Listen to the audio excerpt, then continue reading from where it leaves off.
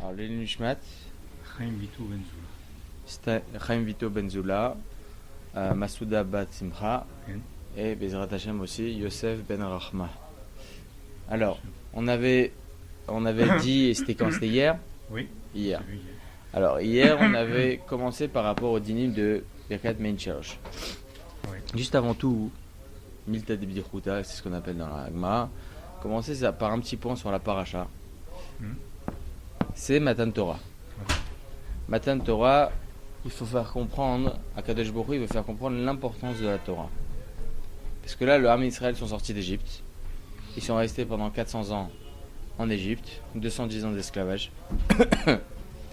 Et ils connaissent pas. Imaginez-vous un monde qu'ils ont connu Baruch Hashem la Havot, etc., mais sans connaître pour autant la Torah.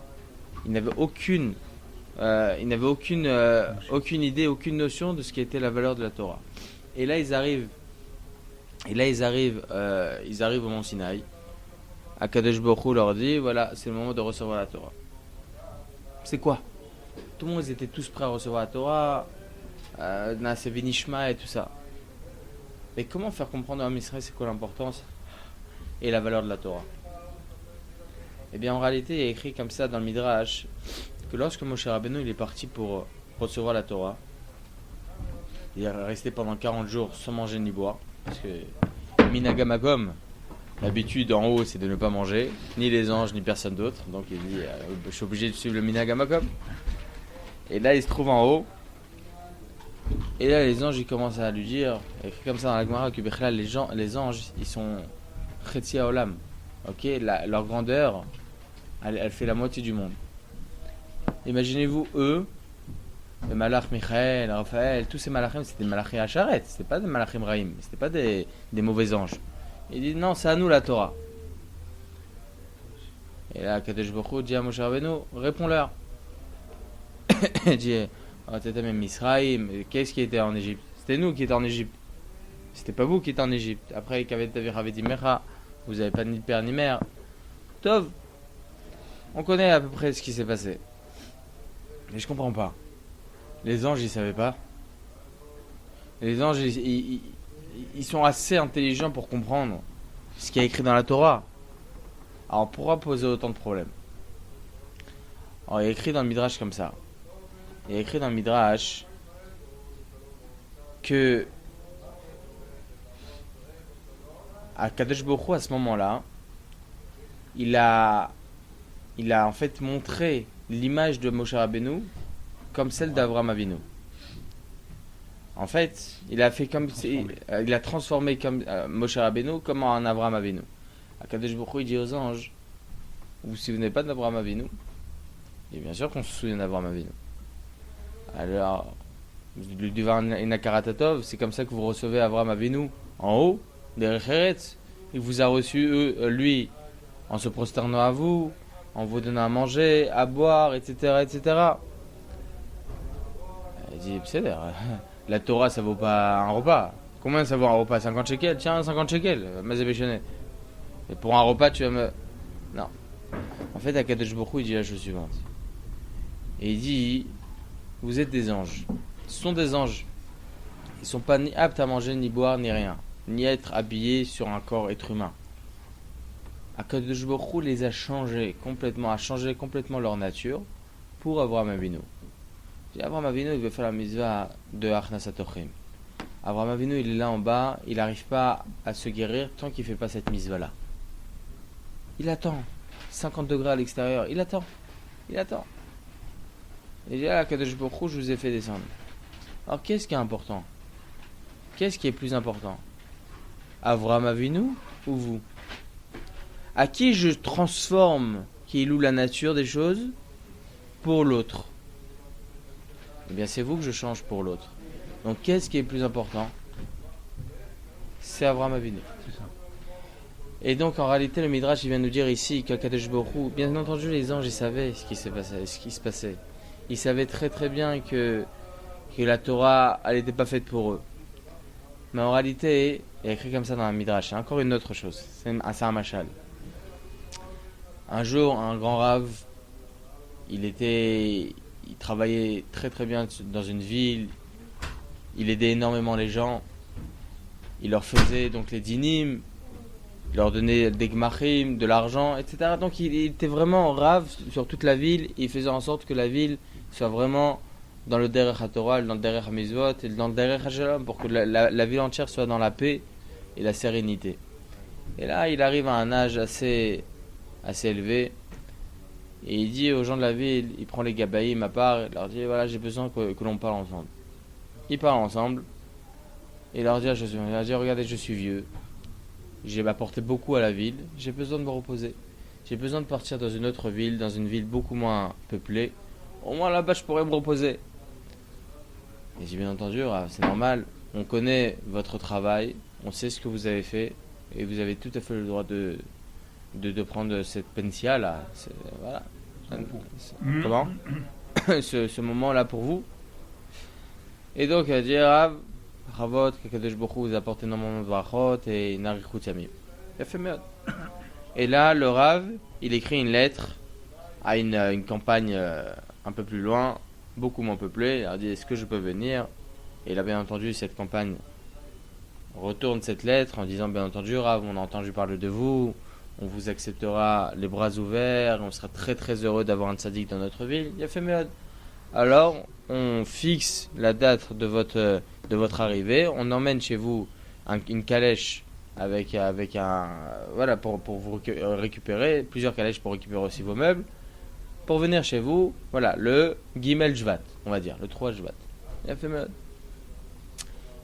Le Gimel Shvat, il avait tout préparé le Rav. La calèche, elle vient, une très très belle calèche, extraordinaire. Il commence à mettre les meubles, il commence à mettre les trucs. Et là, quelques personnes de la ville, ils viennent, ils commencent à frapper le cavalier. Il dit qu'est-ce que tu viens de prendre notre Rav? Ça va pas ou quoi? Et il le frappe, et ça, il se barre. Ah, il a peur, et qu'est-ce que vous me voulez? Et le Rav, il reste.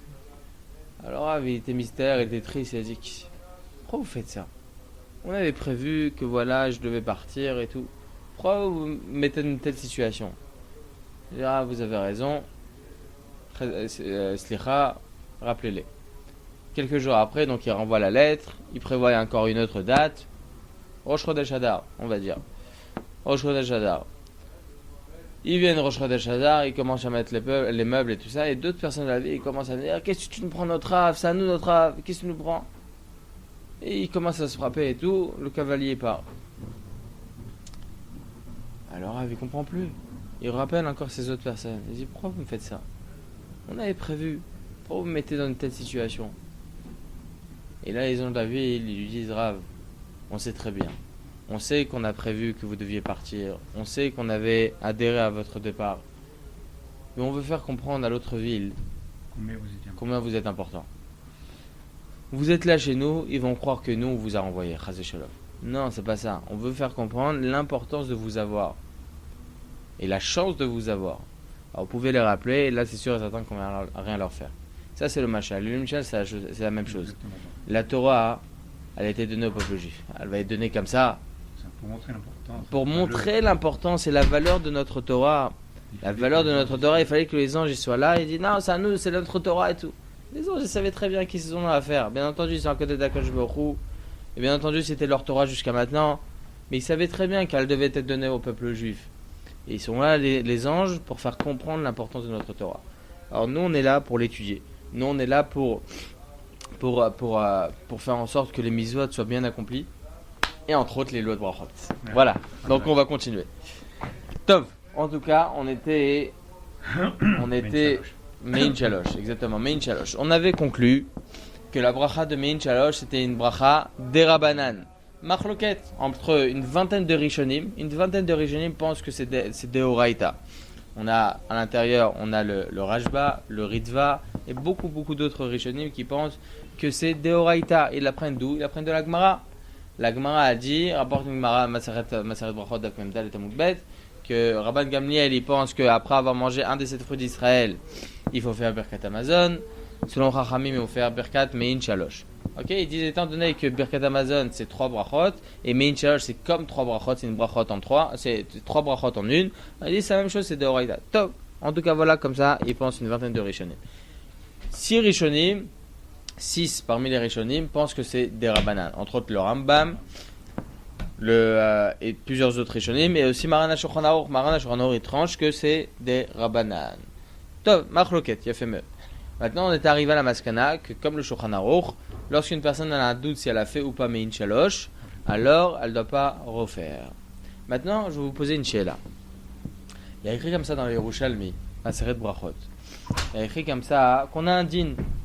On a un din que si une personne, elle mange un raisin, un seul raisin entier, un raisin entier, sans le couper.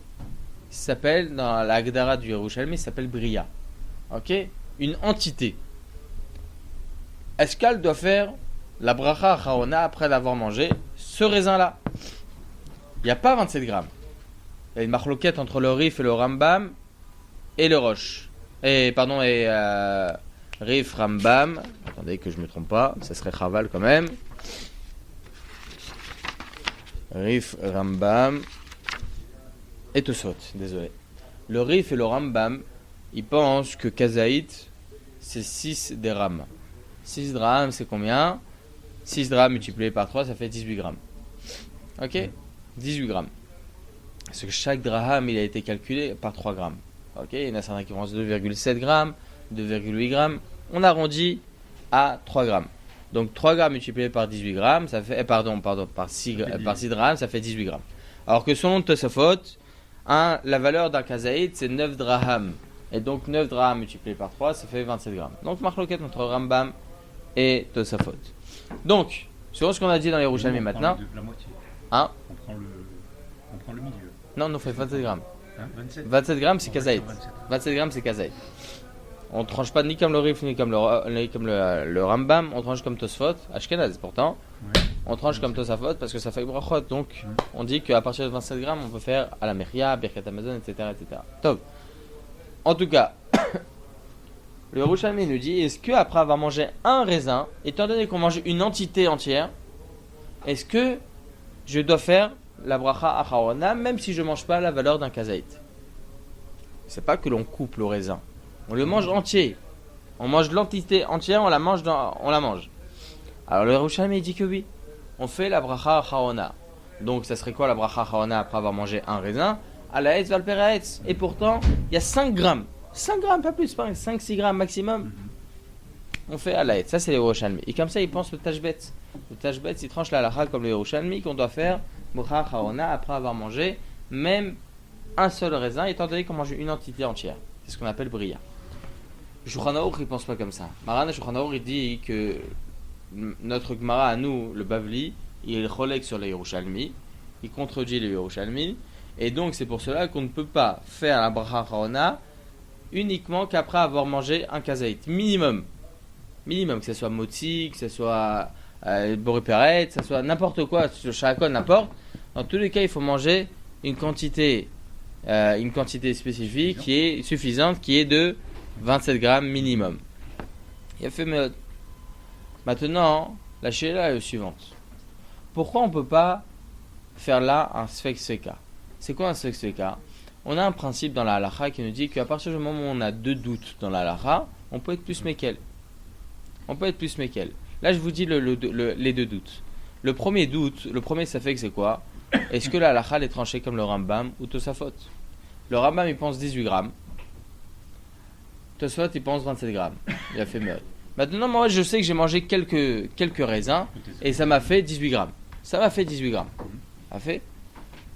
Alors, pourquoi on ne pourra pas faire un sfek sveka? Peut-être que la halakha est comme le Rambam qui pense que c'est 18 grammes. Et même si on dit que c'est 27 grammes, peut-être que la halakha est comme le Tashbet, c'est le Yerushalmi, que avec une bria, on fait déjà à la Ezra Peret, sfek sveka. Alors, il dit le Mishnah Berurah dans Siman Resh Tetvav, Sif Katan Kaf. Ouais, vous l'avez ici ou pas? Je pense que vous l'avez. Siman Resh Tetvav.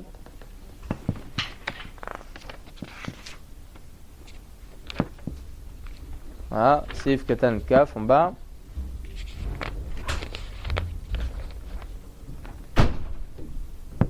Voilà. C'est bien Resh Tetvav. Oui, Resh Tetvav, Sif Katan Kaf.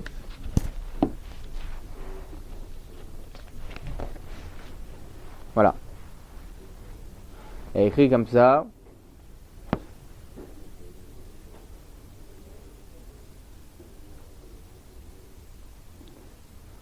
Kadvo acharonim. Il dit comme ça. Da filou yesh sfek le atzrir bracha. Même s'il y a un sfek pour faire la bracha, qui gagne ça fait qu'achal kazait ou s'il a mangé kazait ou pas. Vim tsomar lo achal, shema lachad de albria filou pachot mi kazait mevachim. C'est exactement ce qu'on vient de dire, le sfek qu'on vient de dire. A filou achi sfeko la kel velo evarer. Dans tous les cas, ça s'appelle ça fait brachot la kel, on ne doit pas faire la bracha. Même s'il y a 15 sfekot, le méchané. Même s'il y a 15 sfekot, le méchané, même s'il y a plusieurs doutes dans la halacha, et donc on pourrait dire ça fait avec sfeka, on est plus mekel, on peut faire la bracha. Il dit que non, ça n'existe pas. On ne peut pas faire sfeka sur des brachot. Ça n'existe pas. Sur des brachot, on est très marmire sur les brachot. Ça fait avec brachot laquelle dans tous les cas. Il a fait mode. Maintenant, il y a une sheila qui se pose. Une grosse sheila qui se pose. Il y a écrit comme ça dans le Troumat Hadeshen, dans l'Ilchot Sfirat HaOmer. Une personne qui a un doute s'il a fait ou pas la Sfira, s'il a compté le Homer. Il faut savoir qu'il y a une marloquette entre le Baal Halachot Gedolot et beaucoup d'autres Rishonim. Tous les Rishonim, ils pensent que chaque jour du Homer, c'est une misva bifnei atzma, c'est une misva à part entière. Et donc, même si on a oublié un jour, on peut continuer à compter avec bracha sur tous les Rishonim, la plupart des Rishonim. Alors que le Baal Halachot Gedolot, il dit que non. Il dit que les 49 jours du Homer, c'est une seule et unique misva. Et donc, si on a oublié un jour, c'est comme si on avait un collier, on avait enlevé un maillon. Donc, on ne peut plus faire la bracha les autres jours. On continue à compter, mais sans bracha. Le Shulchan Aruch, il tranche comme le Baal Halachot Gedolot. Pourquoi? Ça fait brachot laquelle? De peur que la halacha les bémet comme le Baal Halachot Gedolot. Et donc, selon le Baal Halachot Gedolot, si je continue à faire avec la bracha, si j'oublie un jour, c'est bracha levatala. Donc, on est choshesh, on craint la vie du Baal Halachot Gedolot, on tranche comme lui. Il a fait mieux. Mais la chose est la suivante, si une personne elle a un doute s'il a dit ou pas le Homer, s'il a compté ou pas le Homer, alors il faut savoir que le Troumat Hadeshen il pense comme ça, et le Troumat Hadeshen c'était à peu près 630 ans, il dit qu'on peut faire sfeka. Ça fait que peut-être que j'ai fait la bracha, en fin de compte, peut-être que j'ai fait la bracha, peut-être que j'ai fait et que j'ai compté, et même si on dit que j'ai pas compté, hein.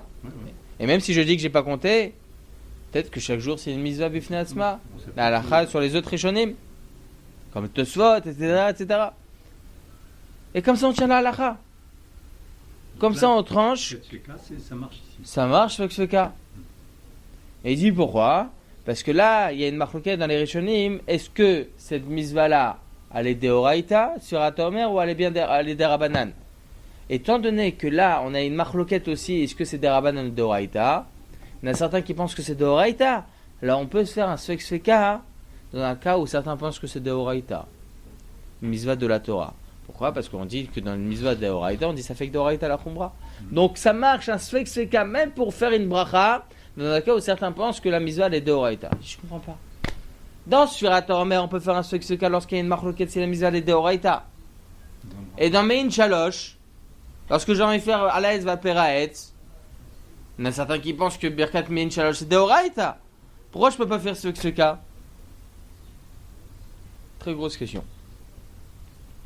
Alors il faut savoir, et là je vais vous répondre rapidement, bien qu'il y a beaucoup de développement par rapport à ça, et bon, on n'a pas trop le temps. Il faut savoir que pour expliquer la Gemara, pour aller sur le Yesod, vous avez compris déjà la Sheila? Bien sûr. Très bien. Pour comprendre le Yesod, c'est ça qui est extraordinaire. Ceux qui pensent que la brachat mein shalosh, donc alaetz alperaetz, etc., c'est de Horaïta, d'où ils l'apprennent? Je vous ai dit, de la Gemara Maseret Brachot, daf mem dalet amud bet.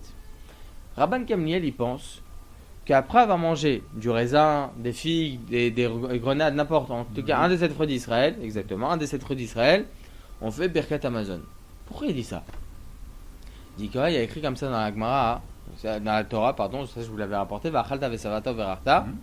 C'est écrit que la bracha Birkat Amazon est deoraita. Mais sur quoi? Sur quoi elle est deoraita? Il y a écrit juste avant dans le pasuk Kret, il y a écrit Eres Rita Osora Gefen Utena Erez et Shemen Udvash. Donc les 7 fruits d'Israël. Pasuk tête, il y a un autre pasuk là-bas. Il dit le peuple il va manger du pain, etc., etc. Et pasuk Yud, Va'achalta vesavato verarta. Rabban Gamliel, il pense que le Va'achalta vesavato verarta, donc le Birkat Hamazon, il s'appuie sur les 7 fruits d'Israël. Tous les 7 fruits d'Israël. Alors que Chachamim, ils pensent, non, il y a un pasouk entre eux. Il y a un pasouk, exactement, on l'avait vu. Il y a un pasouk au milieu qui dit Lechem. Et donc, on parle uniquement du pain. Il a fait mieux. Donc, Rabban Gamliel, lui, il pense que Barkat Mein Shalosh, c'est Deoraita, par rapport à ce pasouk-là des 7 fruits d'Israël, que ça se rapporte à Va'achalta vesavato verarta. Autant comme le Birkat Hamazon, que si je mange 27 grammes de pain, je dois faire Birkat Hamazon. Mais il y a écrit Va'achalta vesavata. Je dois être rassasié. Donc si je ne suis pas rassasié, le Birkat Hamazon, il est uniquement des Rabbanan. Si je suis rassasié, il est Deoraita. Va'achalta vesavata. Il faut que je sois rassasié pour faire Birkat Hamazon. Chachamim, il nous dit, même si tu n'es pas rassasié, tu fais Birkat Hamazon. À partir du moment où tu manges 27 grammes. Ça fait mal. Donc il faut que je sois rassasié. Si, lorsque je mange des fruits, je ne suis pas rassasié avec ces fruits, ça reste des Rabbanan selon tout le monde. Selon tous les avis. Alors là, il n'y a plus de marloquette, c'est des Rabbanan ou de Oraïta. Tout le monde pense que c'est des Rabbanan. Que ce soit Rabban Gamliel, que ce soit Chachamim, que ce soit tous les Rishonim que j'ai rapportés avant, tout le monde pense que la bracha, même ceux qui pensent qu'il faut faire, même Minchalosh de Oraïta, hein? C'est pour ça que ça devient des Rabbanan. Ça devient des Rabbanan selon tout le monde. C'est pour ça qu'on ne peut pas faire de Sfek. Ah, si on est rassasié, on peut faire Sfek Sveka. Et à ce moment-là, on peut faire le Sfek et on peut, effectivement, même si on a mangé 18 grammes de raisin et qu'on est rassasié, il faut le faire quand même. Oui. Rassasié avec 18 grammes de raisin. En tout cas, si on est rassasié avec 18 grammes de raisin théoriquement, alors là, effectivement, on peut faire un Sfek et faire la bracha de Mein Shalosh. Même si on a un doute. Même si on a un doute, c'est un Sfek. Mais il faut vraiment. On a un doute si on l'a fait ou pas. En fait, mais c'est ça tout le truc. C'est ça. C'est ça, est-ce que j'ai fait ou pas Barchat Mein Shalosh? Les fruits d'Israël, on peut manger du raisin, on peut en manger de la grenade, on peut manger Exactement. Tout ça. Si on est rassasié avec tout ça, Tout ce qu'on a mangé. La vérité, si on est rassasié en mangeant 18 grammes, effectivement. Mais là, il faut être rassasié avec 27 grammes. Non, il faut être rassasié. Il faut être rassasié. À partir de quand on est rassasié en général, plus que 27 grammes plus que 27 grammes de fruits. Donc là, c'est évident. Là, le Sfek-Sveka, il doit être tenu lorsque j'ai mangé moins que 27 grammes. Parce qu'un des Sfekot, c'est quoi? C'est ce qu'on a dit par rapport au Rambam, le Rif. Est-ce que Kazaït, c'est 18 grammes? Il faut vraiment arriver à cela. Donc, c'est pour cela qu'on ne fait pas de Sfek-Sveka par rapport à Mein Shalosh. C'est pour cela que, dans un cas où on n'est pas Savea, ça reste des Rabbanan. Et donc là, c'est selon tout le monde. On ne peut pas faire Sfek-Sveka pour faire une bracha lorsque c'est des Rabbanan. Lorsque la mitzvah, il y a une marloquette, c'est des Oraïta ou des Rabbanan, effectivement, on peut faire Sfek-Sveka, comme le Surata Omer. Ok? Ou bien un autre cas, je vous donne ça très, très rapidement, par rapport à la Souka. Lorsqu'on fait les Shav Souka, à partir de quoi on doit faire? Il y a une marloquette. Le Bet David, il pense que le Gviout Seuda, lorsqu'on fixe une Seuda, c'est à partir de 216 grammes. Pourquoi 216 grammes? Parce que Gviout Seuda, c'est 72 drahams. 72 drahams, multiplié par 3, ça fait 216 grammes. Il a fait mode. Selon certains, c'est 54. Le Ginat Vradim, lui, il pense par exemple qu'on fait la bracha de l'Eshav Basouka à partir même de 54 grammes de mésonote. Le méchané. Ce que je parle maintenant, c'est de mésonote. 216 grammes de mésonote. Gviout Seuda. Et donc, Marana Rovaya, il dit comme ça. Il dit il y a une marloquette entre le Rambam et Rashi. Rambam, il pense que Gviout Seuda, c'est 3 œufs. Moshe. Rambam, c'est Moshe. Moshe, c'est 3 lettres. 3 œufs. Ok? Selon Rashi, c'est 4 œufs. Rashi, c'est Shlomo. C'est 4 œufs. Ok? C'est comme ça qu'on s'appelle. C'est un petit mémo. En tout cas, selon le Rambam, 3 œufs, ça ferait combien? 3 multiplié par 72, ça fait combien? 216. 216 grammes. C'est ça. Alors que selon... Attendez, que je me trompe pas, ça serait... Je suis nul en maths, hein. Je peux le faire. Sinon, ça fait 282. Selon Rashi. Ah non. Oublie 72 grammes.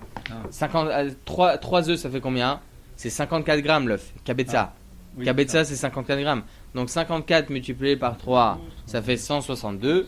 Alors que selon Rashi, 54 multiplié par 4, ça fait 216. Le Rav Vadia, il dit que pour les chefs Basouka, la bracha des chefs Basouka, une personne qui mange du mésonote et qui va manger 162 grammes, pas de 216, 162 grammes de mésonote, même s'il n'y a pas de Netilat Yadayim, même s'il n'y a pas de Birkat Hamazon ni rien, parce que Gviut Seuda Mamash, Halakha Lema'aseh, on fait qu'à partir du moment où on mange 216 grammes de mésonote. Ok? Mésonote cuit au four, je parle. Par rapport à Gviut Seuda, pour faire Birkat Hamazon, c'est uniquement les choses qui sont cuites au four. En tout cas, pour les chefs bazooka, non. C'est même à partir de 162 grammes. Pourquoi? Et tu vas faire une bracha levatala, bracha les chefs bazooka. Il dit le Ravadia, il dit que non, c'est que c'est cas. Ça fait que peut-être que la halakha, elle est comme le Rambam, qui pense que c'est 3 œufs. Et même si tu dis que la halakha, elle est comme Rashi, ok, peut-être qu'on peut se tenir sur la vie du Ginat Vradim, qui pense qu'on peut faire la bracha de l'Eshef Basuka à partir de Kabetza, 54 grammes. Et là-bas, il fait un Sfek-Seka. Tu dis, comment tu peux faire un Sfek-Seka sur les brachot? Il dit, là-bas, la misva de l'Eshef Basuka, c'est misva d'Oraita. Étant donné que la misva, à partir du moment où je mange, ok, et je fais la bracha de l'Eshef Basuka, je fais une misva d'Oraita à ce moment-là, Shiva Chamim Tishvu Basukot. Ok, misva d'Oraita, alors là, c'est Sfek-Seka sur un d'Oraita. Comme le Homer, la même chose. Même si nous on ne tient pas que c'est de Horaïta. Il y a une marque de Horaïta d'Arbanan. Donc on voit de là que si Mein Shalosh, c'est pas de Horaïta, dans le cas on n'est pas rassasié, on ne peut aucunement faire Sfeka. Voilà. J'aurais fini avec ça. Bezrat Hashem, on continuera la semaine prochaine. Razak ou pas Razak.